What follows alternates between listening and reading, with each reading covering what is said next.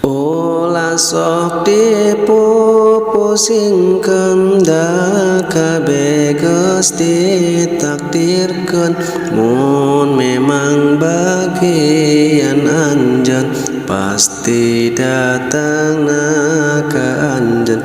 Kitab Al-Qur'an nu agung nyaangan ka jalma luhung.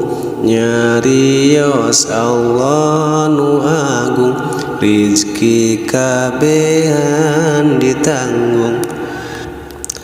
Teu aya rizki nu hirup manusia jeung makhluk hidup, angin rizkina dicukup ku Allah saumur hirup.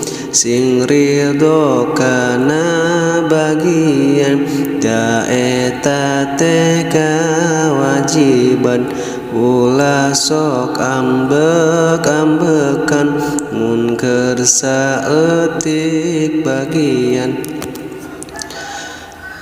Ulah sok dipupusingkeun kabeh tos ditakdirkeun. Jodoh pati bagja anjeun kabeh atos ditangtukeun. Ulah sok mikiran anjeun kana nu tos diseratkeun. Ka Allah ngadoa anjeun anu sae pikeun anjeun. Ulah sok dipika sedih naon anu nyieun sedih. Memangna ge eta perih supados anjeun teu merdih. Baheum ku anjeun kaperih sumputkeun eta kasedih. Sagala nu nyieun perih aya ubar anu mati. Moal ayatina ubar iwal ti tawakal sabar. Allah nu masihan janglar ka hambana nu kasamar. Sobaran eta kan nyeri anu aya dina ati.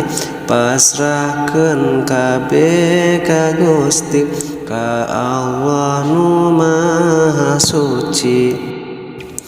Anjeun sing bisa nyumputkeun naon anu pisedieun. Anjeun sing bisa nempokeun naon anu pibungaheun. Sanggakeun eta sadaya ka Gusti Allah Ta'ala. Eta nu langkung saena tibatan anjeunna langsa. Naon anu tos diaman eta janten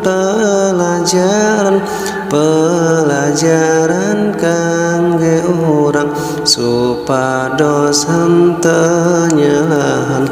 Eta kabeh bagean perjalanan kahirupan.